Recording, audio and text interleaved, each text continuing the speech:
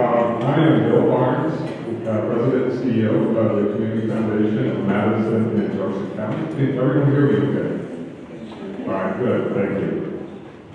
On behalf of Resilient Jefferson County, welcome to the Jefferson County Cares ACEs Conference.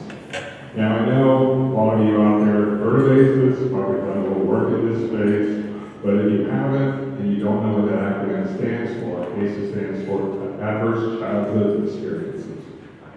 We are so excited that you have taken the time to be here today. Thank you so very much. We know you have busy schedules. We think that today can be a turning point for the future of Jefferson County or one of our neighboring counties if you travel to be with us today. A little bit of housekeeping real quickly. I feel like a flight attendant when I do this, but restrooms are located right outside this room, and there are some near the restaurant if you need them. We are recording all of these sessions, so if later on, a coworker or you want to go back and re-experience this workshop today, you'll be able to do that. Because there's going to be lots of video, it's probably experiences, that's what the acronym stands for. Hey, Dr. Clyde, can you give me that? Okay. Particular adverse. Okay. No. So anyway, so it will be available probably in 2 or 3 weeks. It will be on our website. So I think we'll probably send out an email about that so you know it's out there. Before we dive in, I would like to recognize my fellow steering committee members for Resilient Jefferson County. So when I call you out, if you would please stand and remain standing so all these attendees know who you are. Matthew Boone, Beth Licklider, Dr. Diamond Harris, Brad Wood, Dora Adam, and Keith Howard. Okay, hey.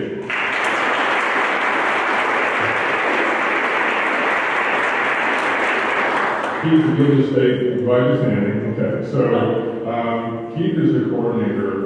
Probably a lot of you know Keith. He's the coordinator for both the Healthy Communities Initiative at the NKDH Foundation, and he's also the coordinator for Resilient Jefferson County. He did an amazing job getting us all here. We've got a packed house, and he did a great job organizing this event. So let's please give Keith a big round of applause.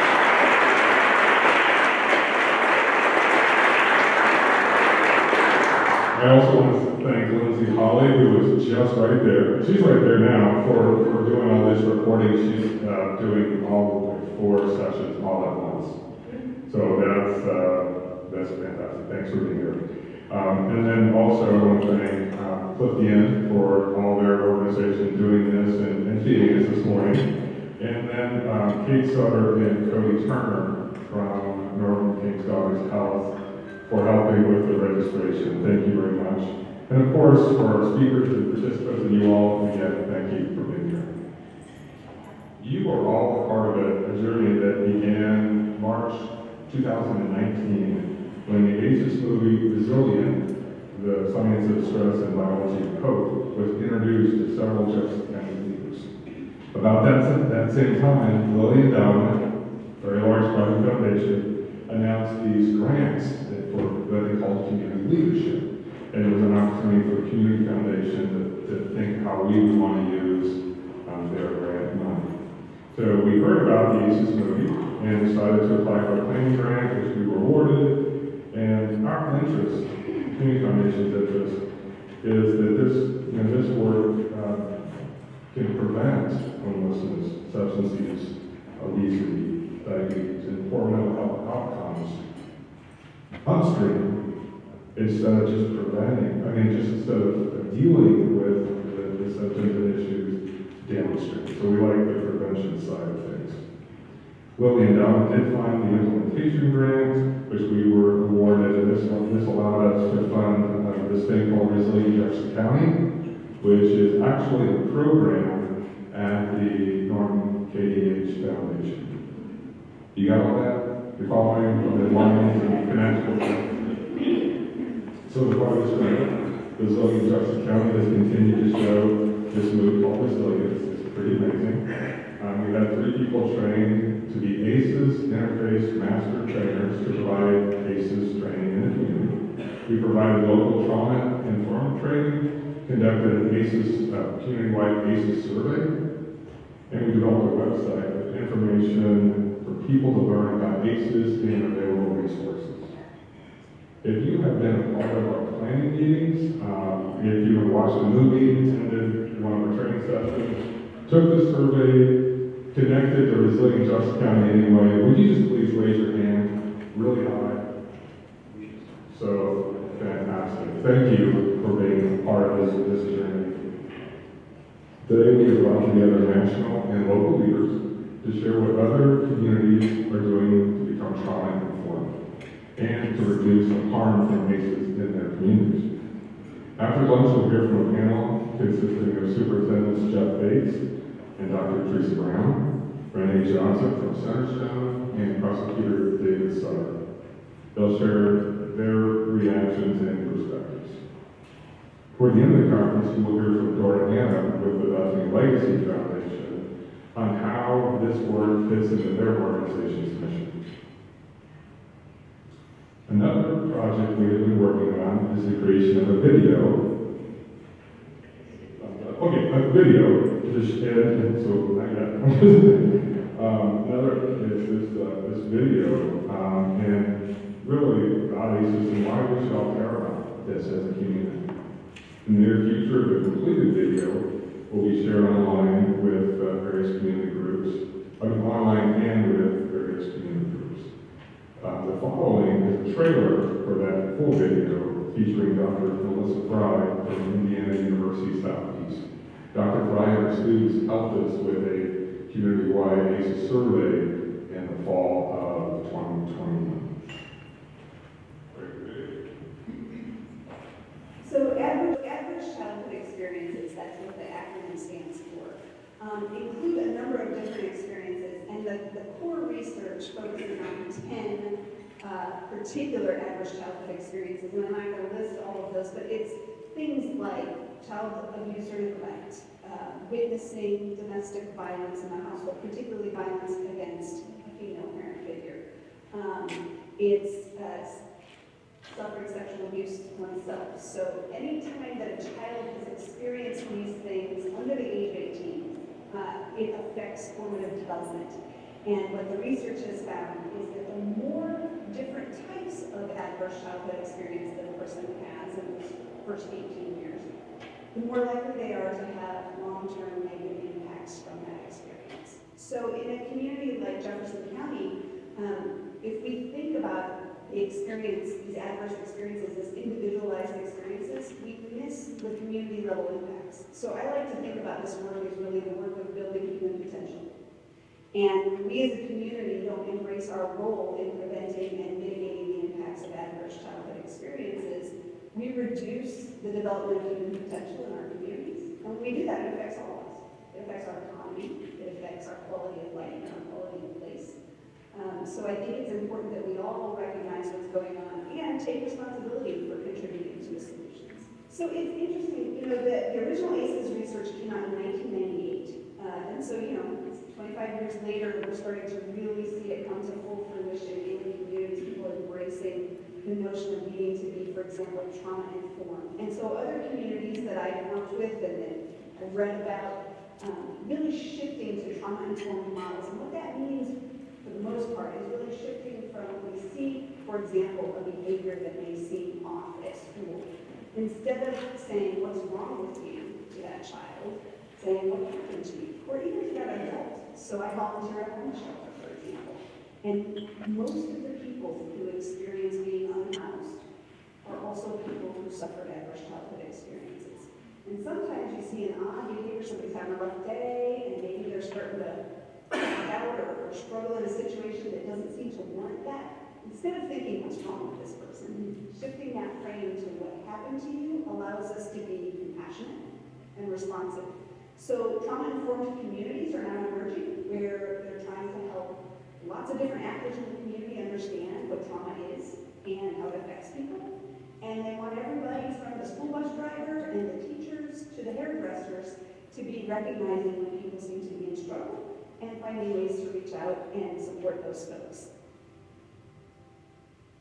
I would say it means recognizing that what you may be observing or experiencing in a given moment may be about the baggage somebody's bringing with them. So, for example, somebody's having an outburst or responding negatively to something that doesn't seem to warrant that level of response. It seems out of proportion to what's happening.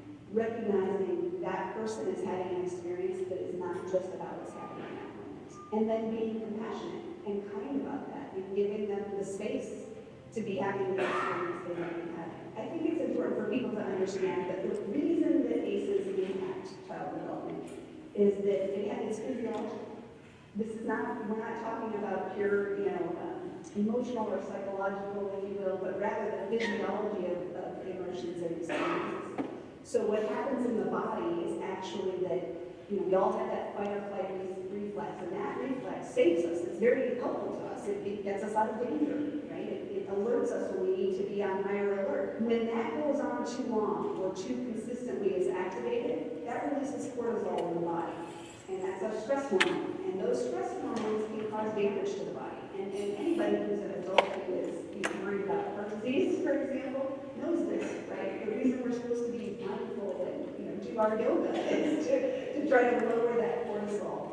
Well, in young children, that actually affects the wiring of the brain. When the brain is developing and you have toxic stress like that, it actually can permanently affect the wiring of the brain in ways that affect, for example, the pleasure center of the brain. So somebody who grows up with a lot of trauma, the pleasure center of their brain has been changed in ways that mean it may take more of something to satisfy them. So, for example, the original research on ACEs was done on people who suffer obesity. That's partly because this rewiring means it takes more for those folks to feel sated, to feel full when they eat. And so, actually, adverse childhood experiences cause, for many people, overeating. It's also why it causes substance use disorder. Somebody whose brain has been rewired in this way will require more alcohol or more of a certain drug to feel the same effect as somebody who did not experience that trauma. So it actually changes how the brain works. Well, it is now my pleasure to introduce our keynote speaker, Mr. Rick Griffin. Rick is the Executive Director of the Community Foundation. I'm sorry. So when you say it 6 million times, Community Foundation, yeah, it wasn't the Community Foundation. So it's the Director of the Community Resilience Initiative of Walla Walla, Washington. The Community Resilience Initiative is a nonprofit organization dedicated to creating a citizenry conversion and trauma and resilience. Walla Walla is the home of Lincoln High School, which is featured in the companion movie to Resilience called Paper Tigers. If just a little side note, if you subscribe to Amazon Prime Video, it's included in your subscription, and it's actually available now. And it's worth the time. Rick has been with CRI since 2016. Prior to becoming the Executive Director, he was CRI Director of Training and Curriculum Development. His favorite titles are husband to Leanne Griffin and father to 2 amazing boys. Prior to CRI, he was Executive Director of a 400-acre alternative school for teens with troubled past in eastern Washington State near Walla Walla. Griffin connected with Jim Sportleader, the principal of Lincoln High, who led the changes featured in Paper Tigers in 2010, and began to implement some of the training that the principal had successfully started at that school. Rick enjoys speaking to thousands of individuals worldwide and is widely recognized for his work in trauma-informed care. Rick's vision to educate the masses about the impact of trauma inspired him to establish a national trauma and resilience conference held annually in Washington. He is currently working on his latest passion, purpose-driven play, a series of games designed to equip individuals with the skills to overcome adversity. Please extend a warm Jefferson County welcome to Mr. Rick Griffin.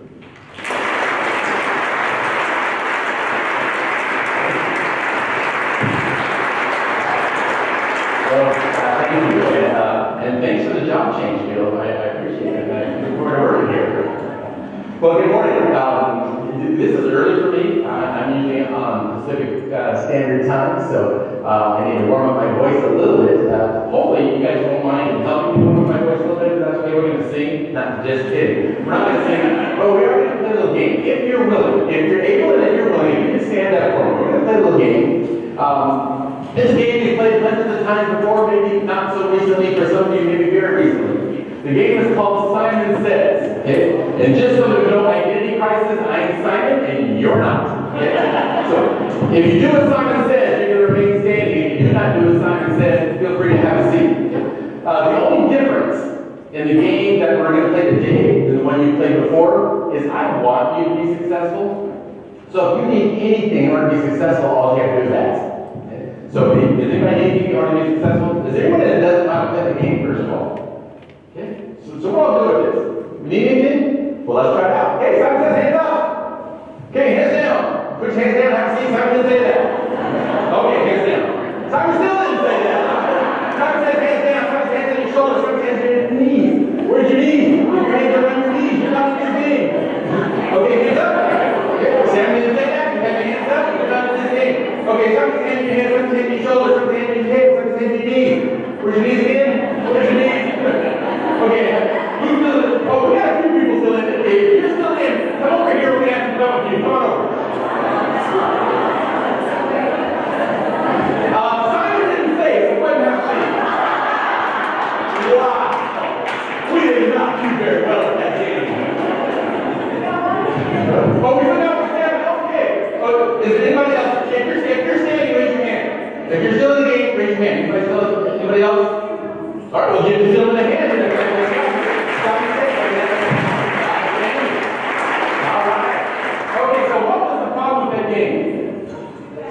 I went too fast. If I would slow down, would you have done better? Why didn't you ask for that? I said if you needed anything in order to be successful, all you had to do was ask. You didn't ask. Why do you think we don't ask for what we need to be successful? Inconvenient. You think convenient? Yeah. Sometimes we don't know. Sure. Yeah, and until it's too late. I mean, after a while, we can say, oh, wait a minute, you're going way too fast. Hold on, slow down. What else would it help you be more successful? Would it help if my verbal cues match my visual cues? Yes, but you didn't ask for that, didn't you? But we don't.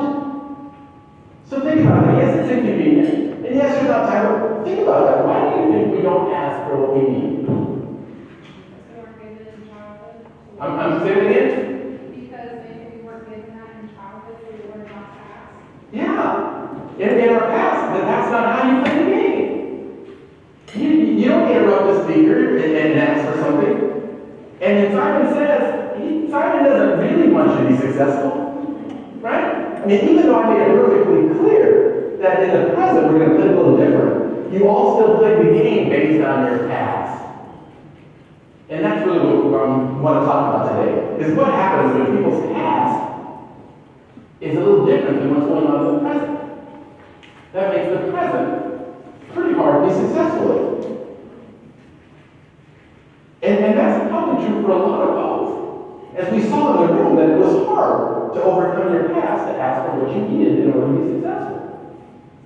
Now, I don't want to leave you in that space of being unsuccessful. So if you're willing, again, please stand for me. Let's play one more time so we can be successful. You have the right to ask for what you need in order to be successful. Or Simon says, Dan, I see I broke a lot of trust in people already in this group. That's okay, I get that, I understand that.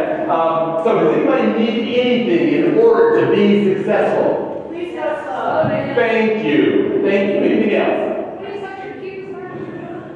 Thank you. Outstanding. Thank you. Let's give it a shot. Simon says, hands up. Simon says, hands on your head.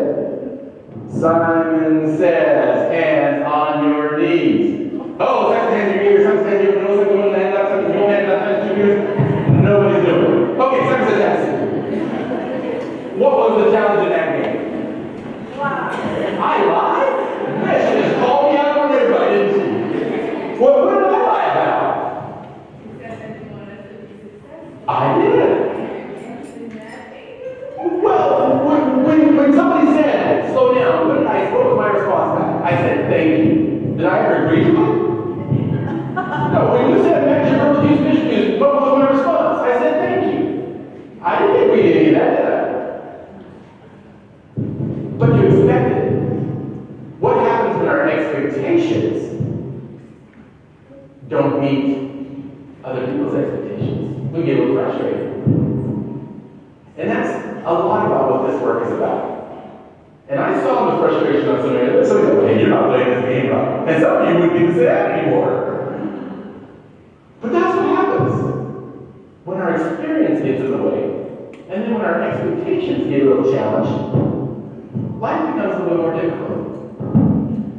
And it's difficult for you as adults in a game. Can you imagine what that's like for the youth of our community? When things don't go well for them, and the challenges they have. So I apologize. I think my mic is kind of clicking on things here. So is that a huge distraction for folks? If I move it down, I wonder if that helps just a little bit. And I'll try to project so that doesn't give it away too much. That's not helping much, is it?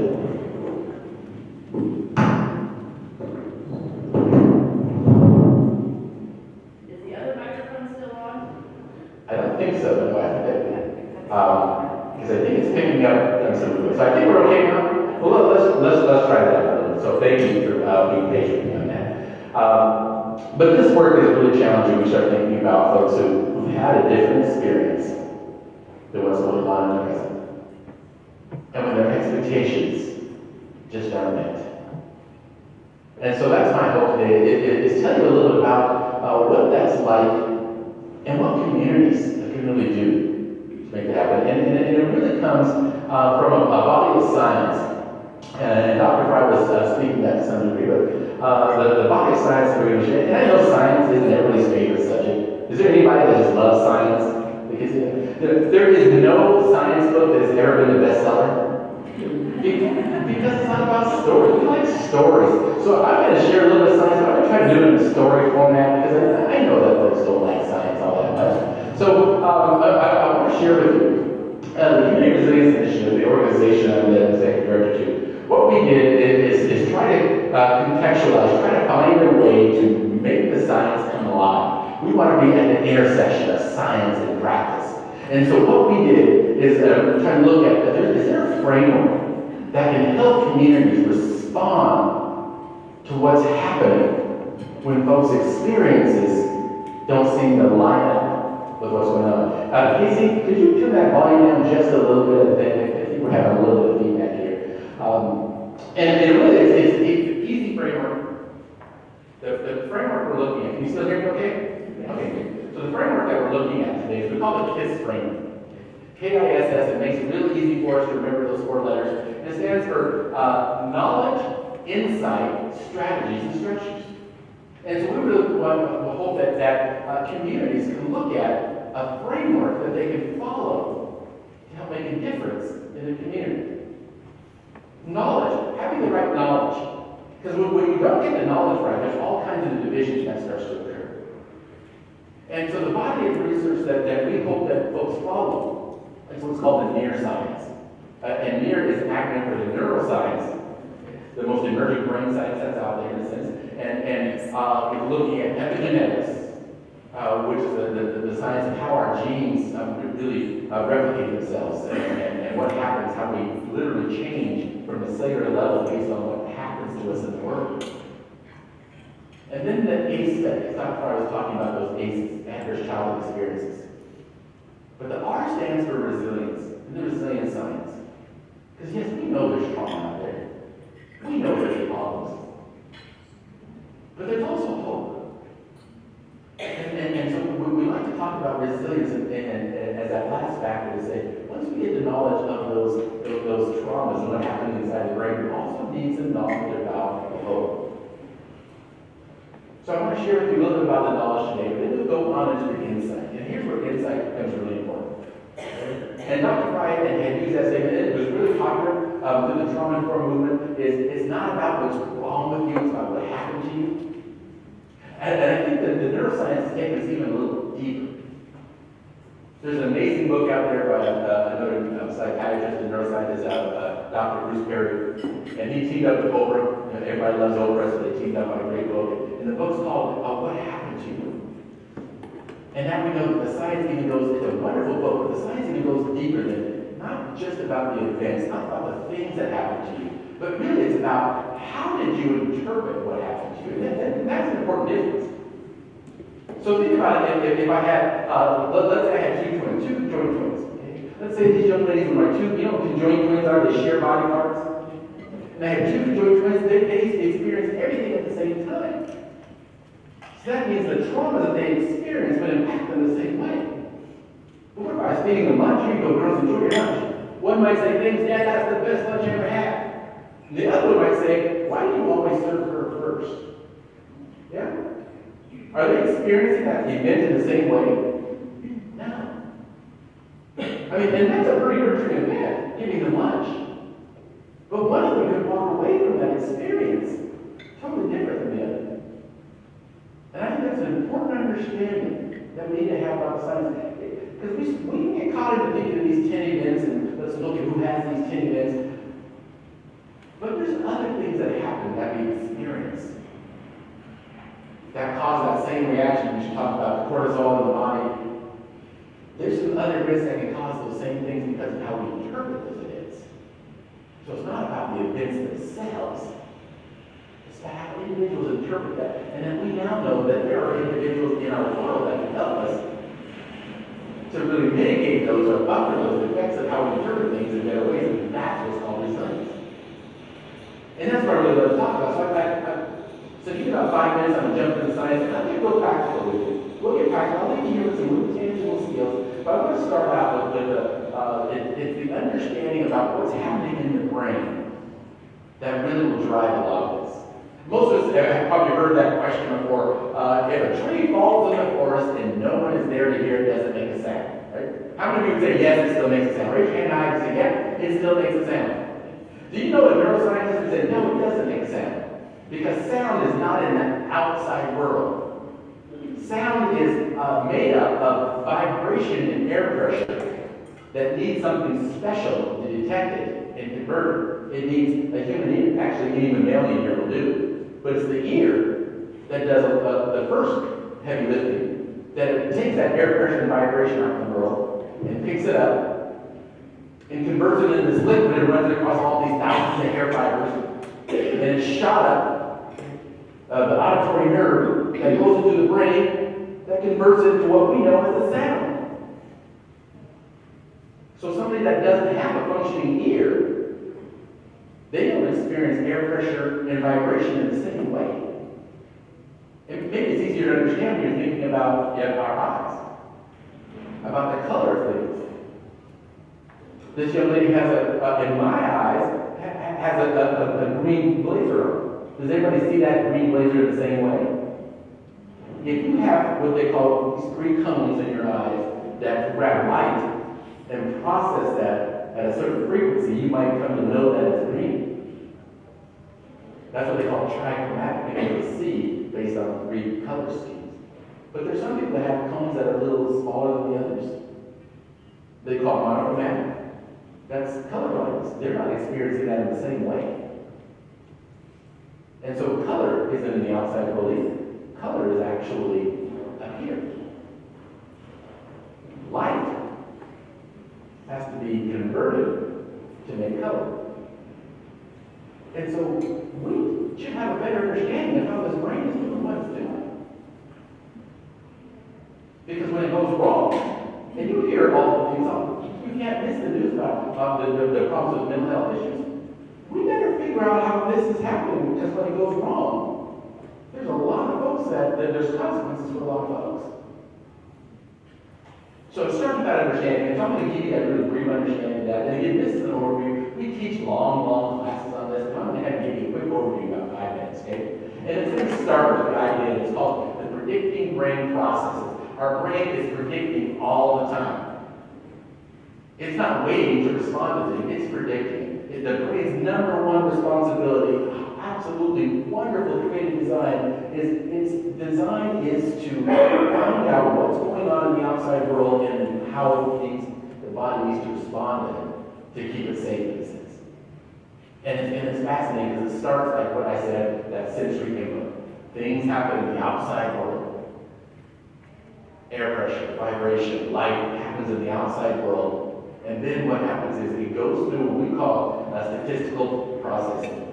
So it makes a statistical prediction based on, have I ever seen this before?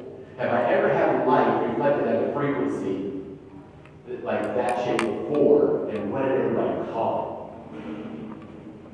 it? And so my statistical predictions then really started cascading things. Here's where it gets exciting me. Now I know I get it, I'm a science geek, and I know I like science, but I like this part of it.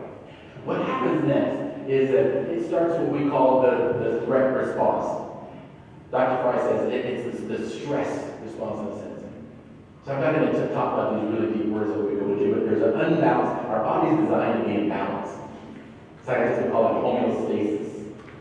Allostasis, the allostatic load, is when it's out of balance. And it's out of balance because these chemicals are being dumped into it. The brain says, hey, I'm looking at something and I think it's a threat. I'm going to send some chemicals, some cortisol and adrenaline to the body to get it responding, to move it into action. And so that chemical dump moves the body into action, and that's what we call the fight, flight, or freeze response.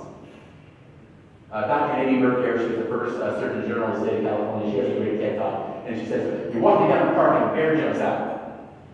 Now, do you sit there and think, wow, what is that? That's a really large creature. Look at the size of those claws. Look at those teeth. I wonder if it bit me, would that hurt? Do you make that whole connection when that bear jumps out? No, instantaneously it is a fight or flight response, doesn't it? And we do something about that. And it's fascinating because that fight or flight response is driven by those chemicals that say, you better do something in order to keep that body safe. And it makes an action.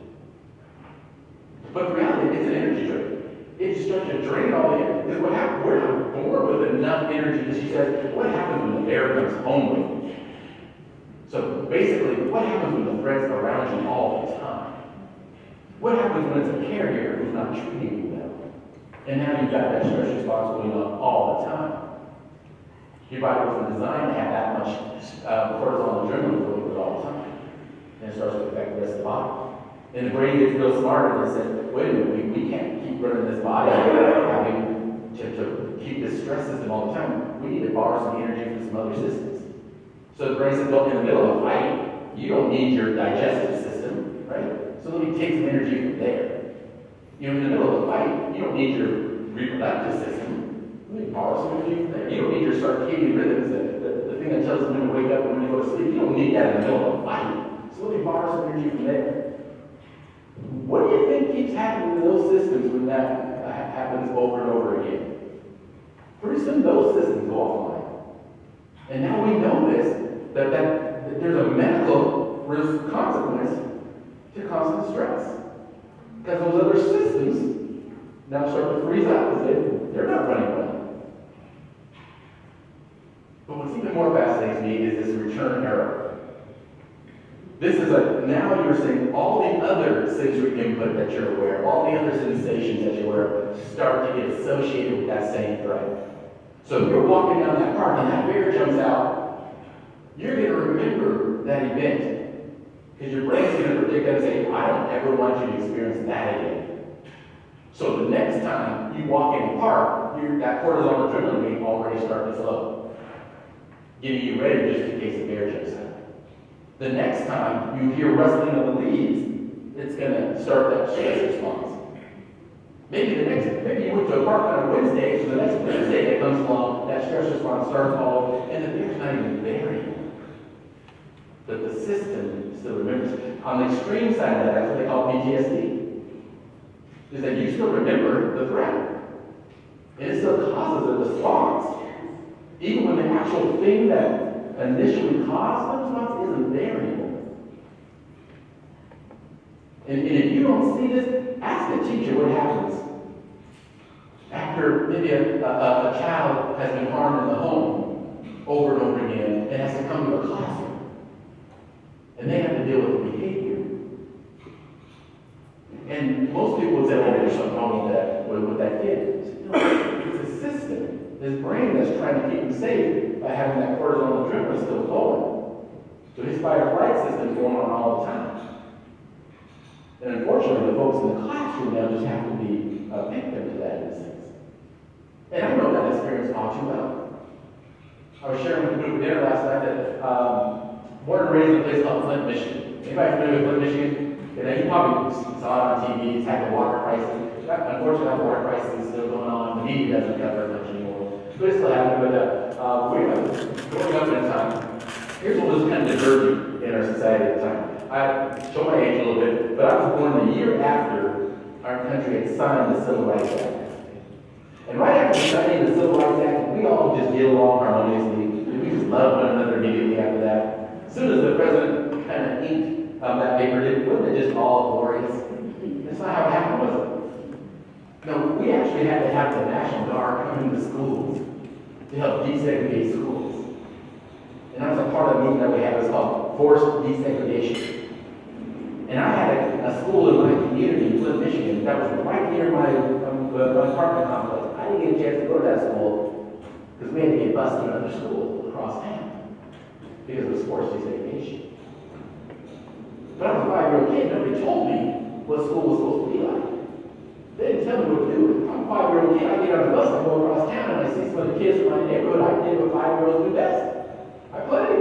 I was pretty good at playing. I should have got my PhD in playing. I was good at that. But I don't ever remember going inside the classroom. I don't remember a teacher talking to me. So the first 6 years of my educational life, I played. And my parents had the insight to move out of Flint, Michigan, and we were headed to the promised land of California. I think back in the early 70s, everybody's headed to California. But we ran out of money at a place called Casper, Wyoming. Yeah. Casper, Wyoming is a little different than Michigan. So here we are, the family dropped off in the middle of Casper, Wyoming. And I'm a 12-year-old kid at this point in time. And I'm thinking, oh, this will be great. I can make some friends. I'm a pretty social guy. I go to this school. I'm thinking, okay, let's go play. There's some kids out there playing basketball. I'm like, man, I play basketball. Let's work playing. And all of a sudden, this bell rings. And kids start walking into this building. I'm like, where are y'all going? This is a nice day. Let's get out here and play. But, I thought I'll do what people in Casper do. They go to the building, I'll go to the building. So I walked in the building, and they were heading to these little classrooms. I picked a little classroom, I went into it, it was the wrong classroom, I didn't know it. And the teacher said that this isn't your classroom. And I looked around and said, no, it's not, because there's nobody who looked like me in that classroom. I'm thinking, yes, this isn't my classroom. And they said, where's your homeroom? And I said, oh, this is the room that's like my home. So I'm thinking, yeah, this is where all the other black kids are. Yeah, send me to that classroom. That's where I belong. And so I was excited. They gave me a room I was supposed to go to, and I went to that room, and I walked in, and still there's nobody that looked like me. I'm like, who cares? I'm 12. I'm friends with anybody. But you remember, the desks are all on the road, right? And so I'm the last one in the classroom. And I was far corner, right? And she said, there's your desk right there. And I said, well, how am I supposed to talk to everybody? Everybody's facing the other direction. Teacher said, I'll tell you when you need to talk. Tell me when I need to talk. You can't make friends when somebody else tells you when you need to talk. So I started off on a pretty bad note. But I stumbled into, it was by then I'm in 7th grade, it was 7th grade civics class. And they were talking about government. I had no idea what civics was. I had a little idea what government was, because that's where we got our cheese from, right? So I kind of knew about government a little bit. But I had those teachers who would point to you and then ask you a question. You ever had that? And of course, because I'm a new kid, the fingers coming my way. Rick, who killed John F. Kennedy? I said, what, me? I'm not telling you for something like that. I was over that guy when that happened. She didn't like that answer. But they did like all good teachers do. They send you to the principal's office. Like all good principals, they call your parents on the phone. So your son has a malign countenance. And my dad said, he must have told that. I didn't give that to him. I said, no. I mean, he's got a bad attitude. The teacher asked him who killed John F. Kennedy, and he said it wasn't him. My dad said, well, the boy said he didn't do it. He didn't do it. So glad to have my dad's support there and all that. But the thing is a different environment, and life is tough. And so what happened, I had this secret. I didn't want anybody else to know that I couldn't read and I couldn't write. But I knew that would put me at odds with all my other peers. I didn't want that. I'm a 4-year-old kid. I want friends. So the teacher would say, get out your books and read. I thought, okay, I'm going to be exposed, so he's going to find out. So the easiest thing for me to do is well, I remember when you backed up a little bit, the teacher sent you to the principal's office. And I go to the principal's office, nobody will know that I can't read. So as soon as she said, bring out your books, I bring out my books. I slam them on the floor a little bit, and then cause a little chaos and wait till they kick me out. They'd have a behavior meeting about me, and then they would take away my books. Do you think that solved my problem? No.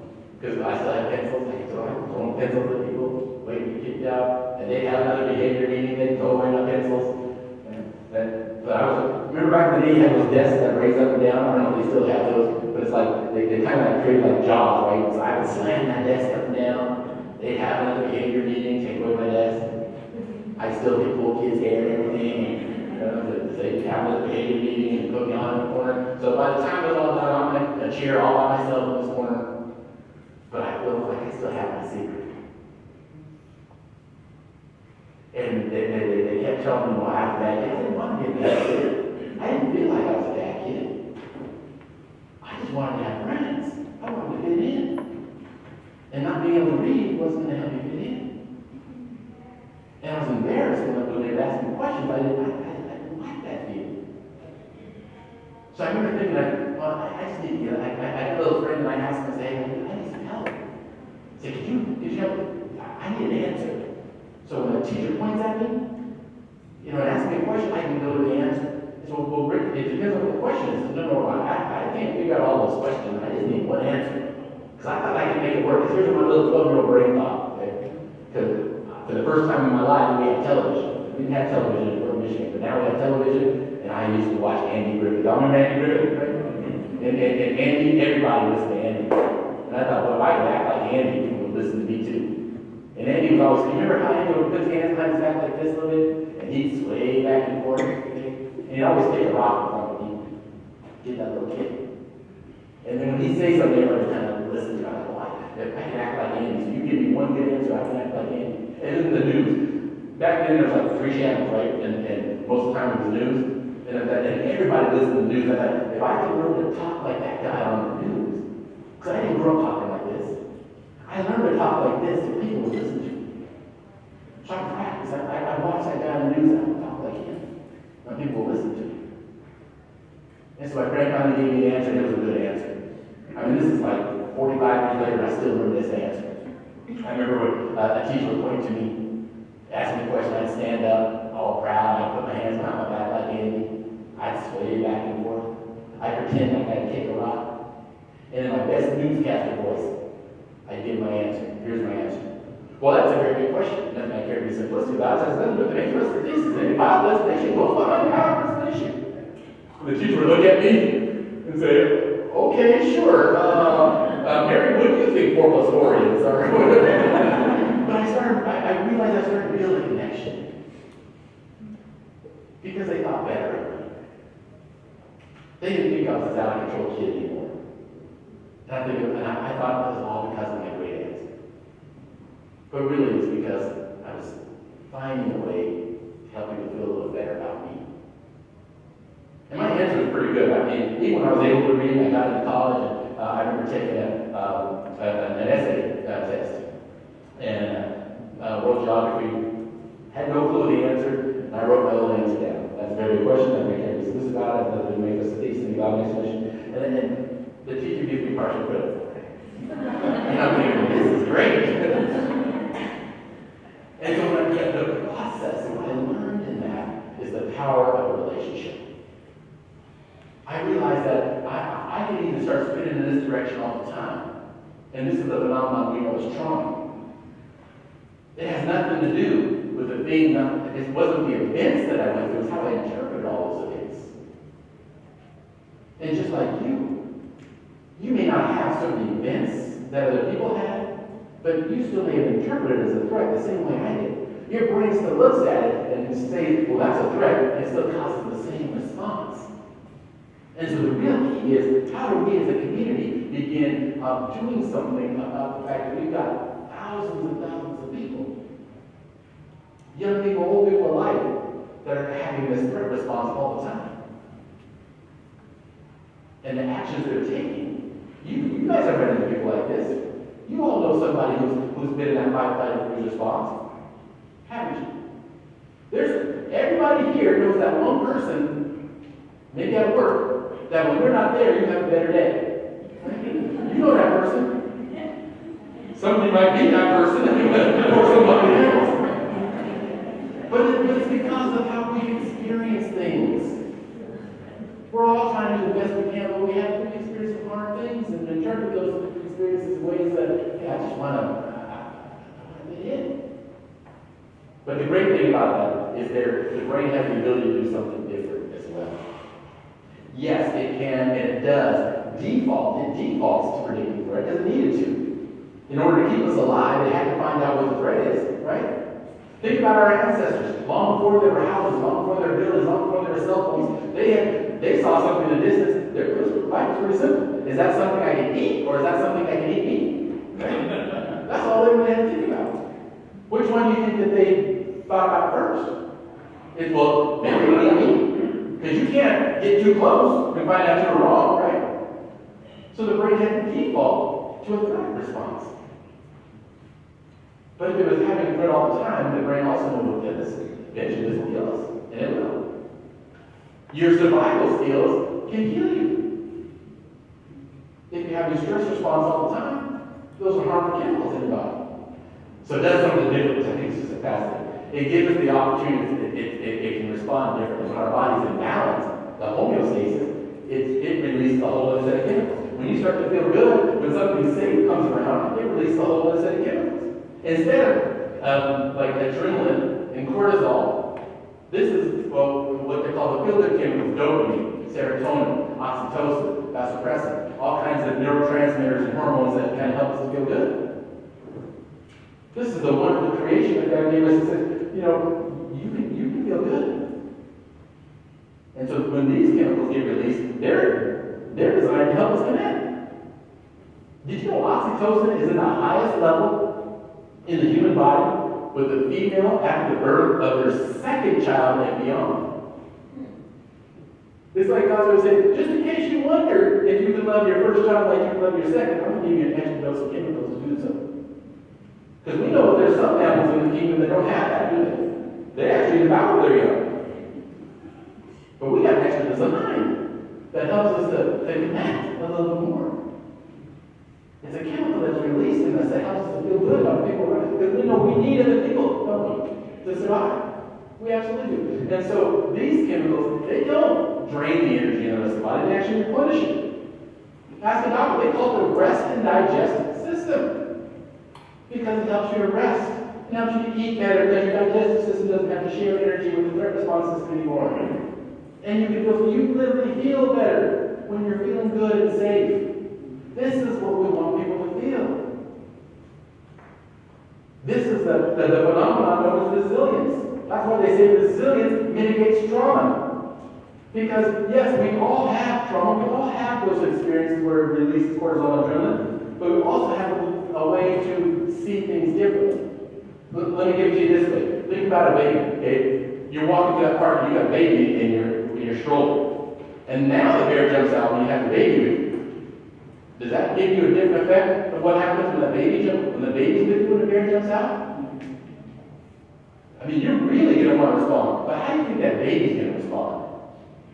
The same system, right? The sensory input, they're going to see something. They're going to see a big thing, hair all over it, ears putting up, big old nose, lungs. But in their limited experience, what is the statistical prediction in their life think that might be?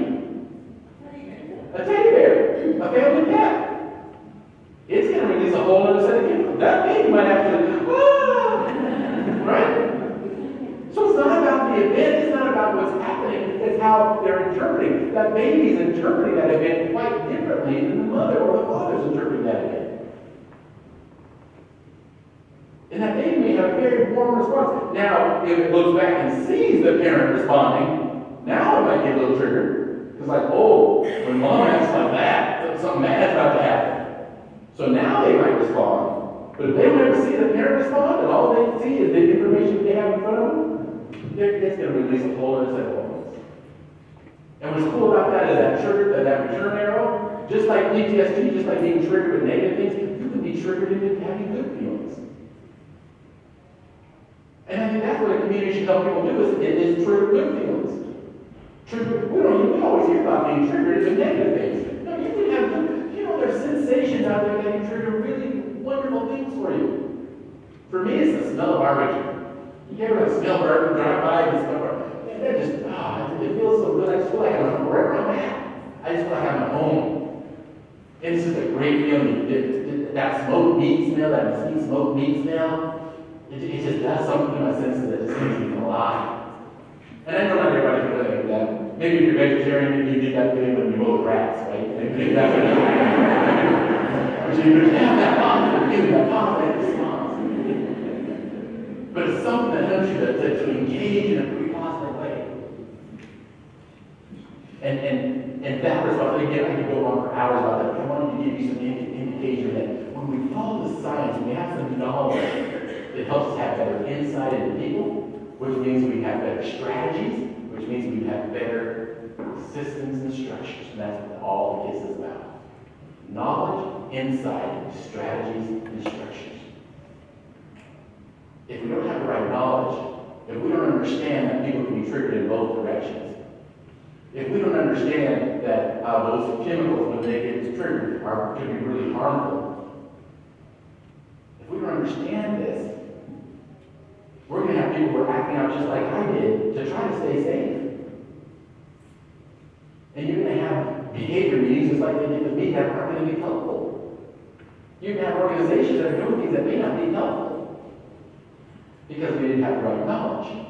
And you didn't have enough insight into me, into what I needed, what I was experiencing, in order to have some good strategies that are helpful, in order to have some structures that can sustain those strategies. So this is really the foundation of it all. We got to get on the right page with the science. We got to understand that, wow, there are people who are having some experience that we don't know anything about. Do you know what happens behind closed doors in this community always? And unfortunately, in many communities, there's not even doors to close. People are living in places that don't have doors. And so we have to understand the impact that it might be having on them. And that's the great hope for me, is that to me, that's what community resilience is all about. Community resilience, that's the organization, that also is a strategy, it's a relational strategy. It says, let's build enough relationship with somebody. As long as we've been living, as long as they've been collecting data on this, a relationship has been the number one protective factor. It's the number one protective factor of all time, a relationship. If they ask you, they never question it in terms of the social media. Do you know what the greatest intervention for those with addictions is? It says it's a relationship. How about for teen pregnancy? You know what that is? A relationship. How about for school dropout? A relationship. How about for workplace violence? A relationship. No matter what the social ill is, the number one protective factor has always been a relationship. But yet, how many institutions do we have in our country that their primary purpose is to develop relationships, to help people develop relationships?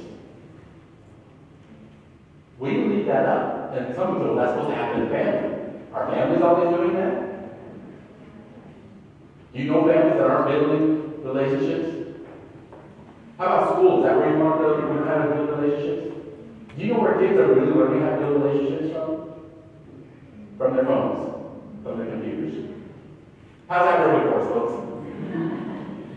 Yeah, we need to get back to finding a community that helps people build relationships. And so that's what we talk about when I refer to the idea of community resilience. It's that relational strategy that we're, and not just the term community out of that. Common unity. Then we've got some common unity with each other that says, I got your back. I'm there for you when you need me. When you feel like you've got somebody there for you, scientifically, they say the number one protective factor. If one pro-social person in your life can help you overcome a lot of things, just one. What would happen if there's two? If there's 20? If there's 200? If there's a whole community that's aligned on this? Can you imagine what we can do? And so community resilience, they call it a lot of different things. A lot of different things. A lot of jungle is my favorite one. You guys remember that? Has anybody seen the Jungle Book? when they recite the law of the jungle? Well, this is the law of the jungle. As old and as true as the sky. For the wolf that will keep it will thrive, and the wolf that will break it will die. Like the things that cover the tree trunk, the law runs forward and back. But the strength of the pack is the wolf, and the strength of the wolf is the pack. We need each other. We need each other. We need to. It's an African proverb for I am because we are. I can only be as strong as the community that supports me. We always know that it's take a village, a community. We just don't act like this is true. And epigenetics is another scientific way of looking at this because that's literally how our genes, so our cellular level changes by how people treat me. I think it's fascinating. Some of you may be old enough to remember that first genome project that came out when DNA was discovered. They started talking about what we can do when we start knowing the genome. And they had this, they knew some of the material, but the rest of the material they didn't know about. They actually called it junk DNA because they didn't know what it did. Now they know what that does. It's material that responds to its environment and changes and shifts what the gene will do according to its environment. I'll give you a real quick. You ever know two twins, okay, as babies? They look real identical. Identical twins as babies look real identical. It's hard to tell them apart. When they get a little older, you start telling them apart a little bit. Because they have different experiences. And so they get wired. And those genes, they are 100% identical in their genetic makeup. But they start to look different because they interpret and experience different things. And if you were to separate twins and have them raised in different families and bring them together for 40 years, and one had a charmed life, married their high school sweetheart, had a great job, they would look totally different if they had a sibling who, unfortunately, maybe their spouse maybe got in a car accident and was unhealthy and smoked and all the problems. They would look completely different if you brought them together 40 years later because of epigenetics. So epigenetics tells us that we are changed by the people around us. We are changed by the communities that we live in. People who live here in Madison, Indiana, they are changed by how people treat them. To their cellular level, they're changing.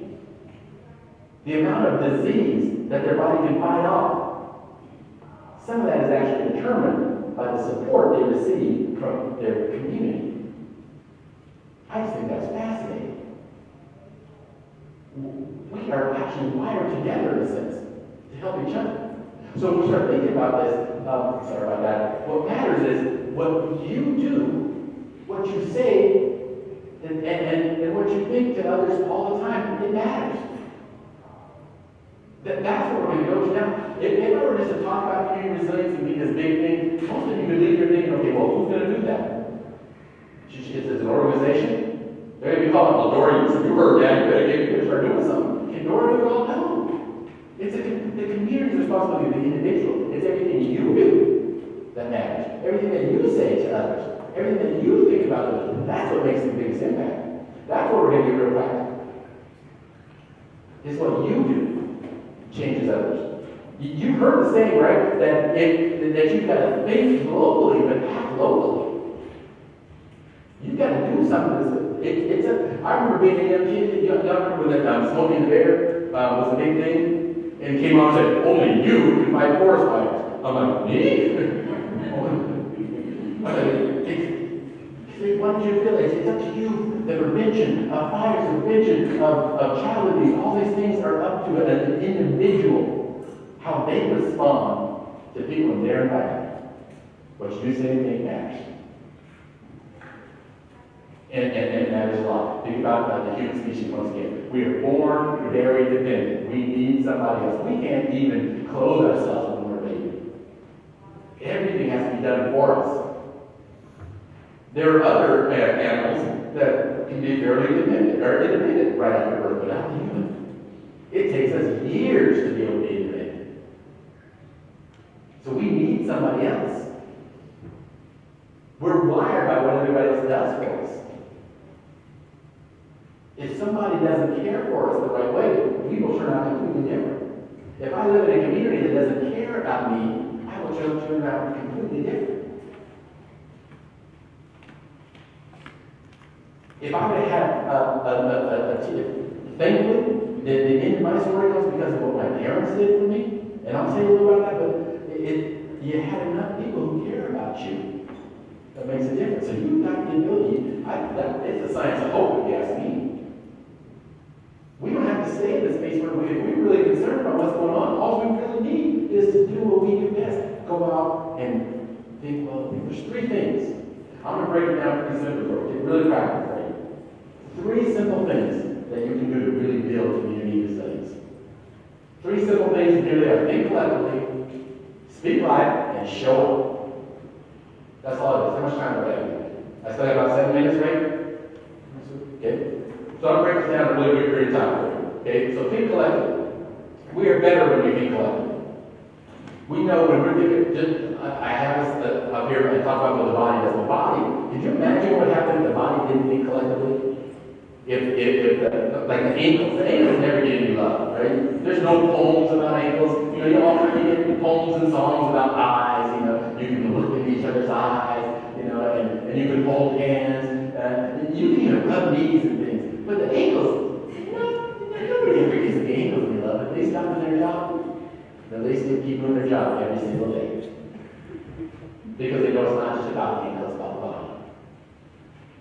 I remember my youngest son, Torrance, said, I was trying to, he was doing fractions, I was trying to help him out. I said, Torrance, you remember those chocolate chip cookies from Crumble you like, those big huge cookies? I said, yeah. So what if I got one of those big chocolate chip cookies, and I was either going to give you a half or give you a quarter? Which one would you want? And without even thinking, he said, oh yeah, I want a quarter. And I said, no, the half is bigger. And he said, I know that. But if I take a quarter, that leaves more for everybody else. And he thought collectively. That's the power. And there's an organization that we work with across the country that have some concepts about thinking collectively. The organization I used to run about 25 years, a therapeutic school for boarding for struggling kids, we had what we call the Restoration Act.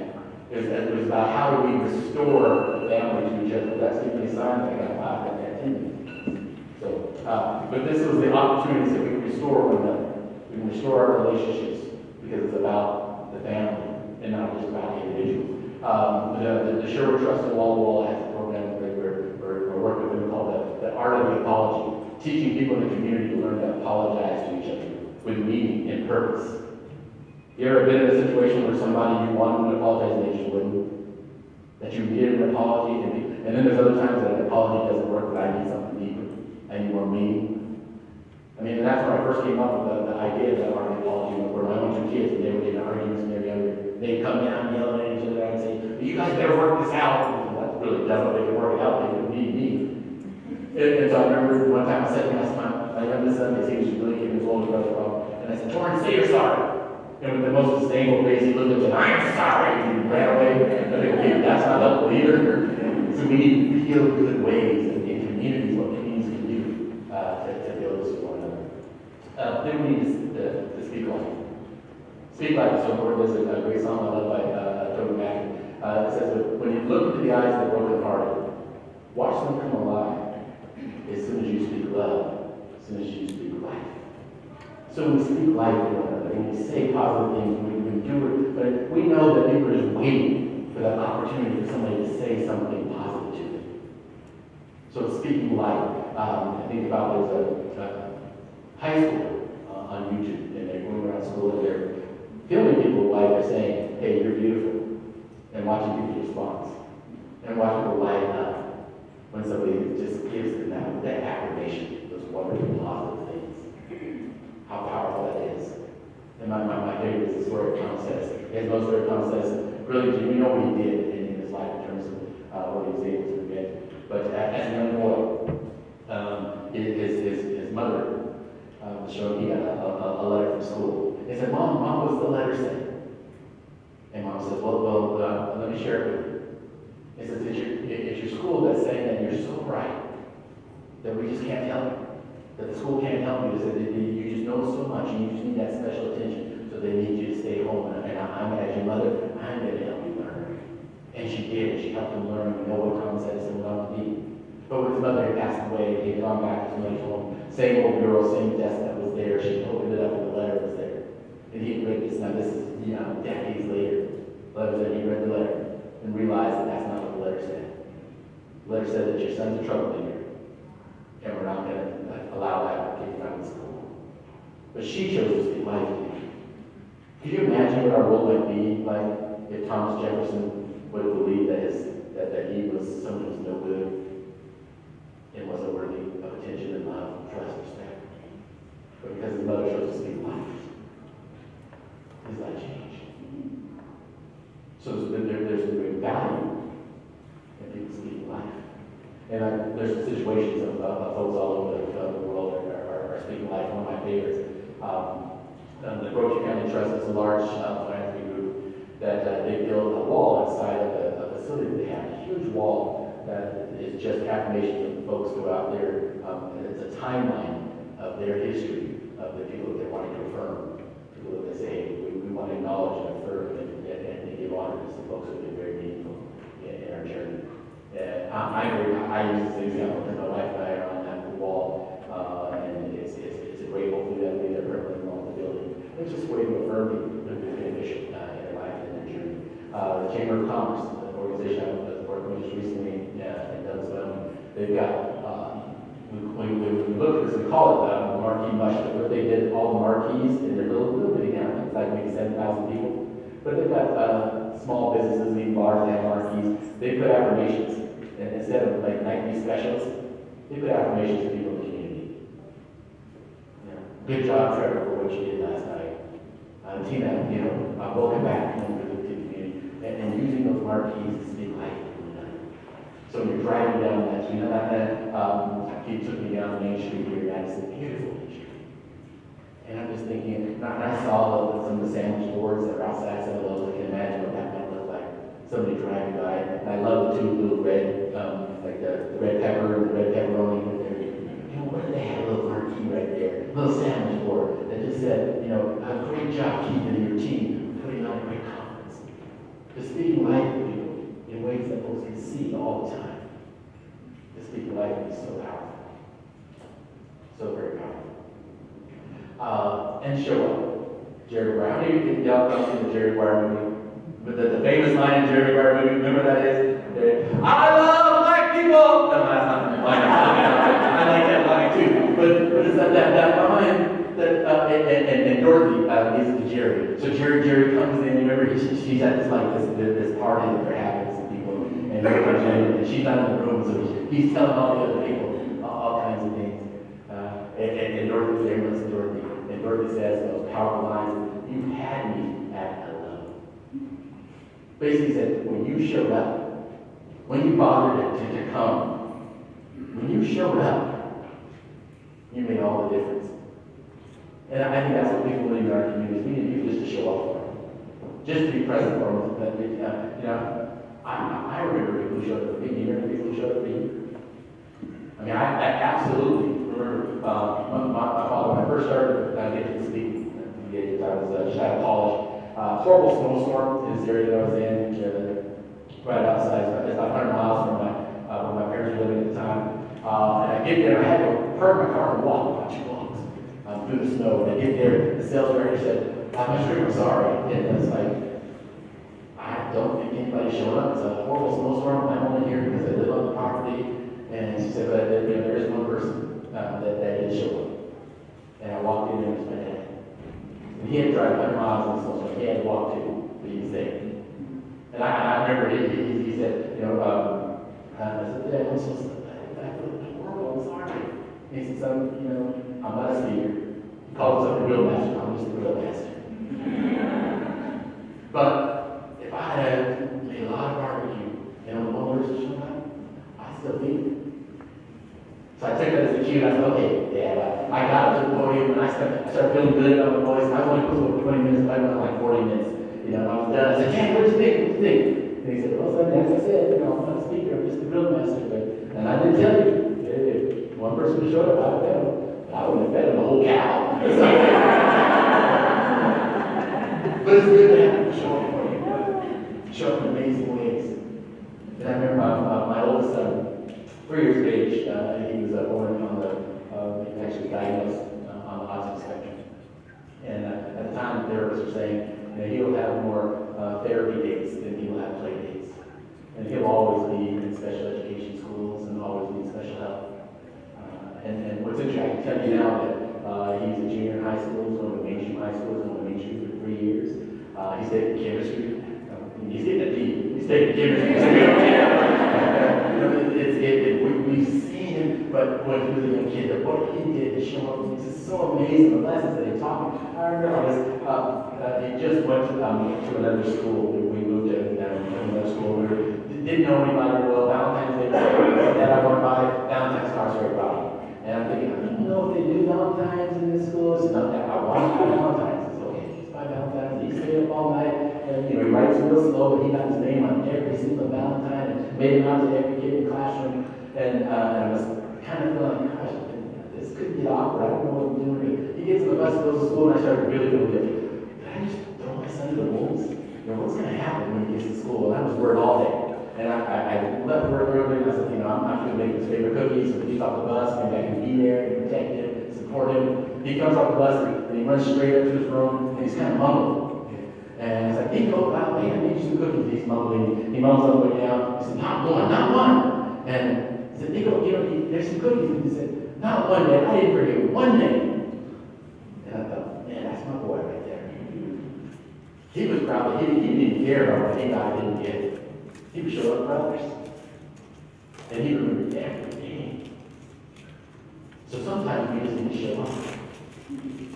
Remember people showed up for you, so show up for others. Just show up for people in the community. Just be there. Sometimes we start thinking about, gosh, what do we have to do? What do we have to do? Just show up.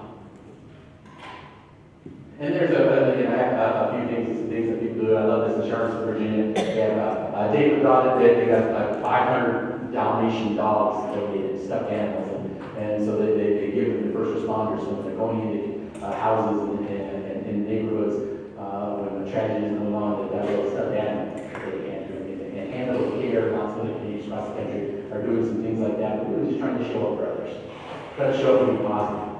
Very small walks and easy things, how they're showing up in the lives of youth. And having opportunities for adults to go to lunch and to show up for folks who are having a hard time in their community.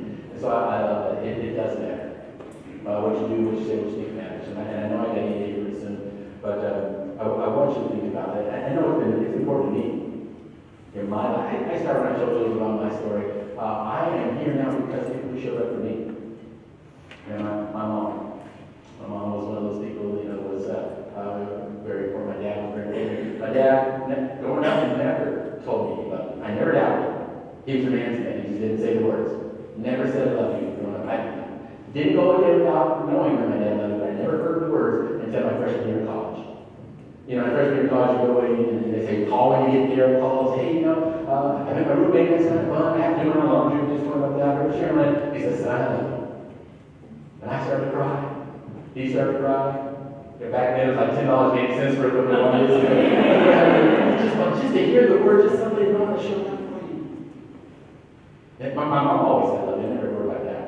But matter of same trip, she gave me a car. They goes, don't open this until you get to college. I thought there was money in this, and the first thing I pee in, right? Doesn't see how many $5 I can buy to do it. It's a poem that I want to do this. I'll never forget this poem.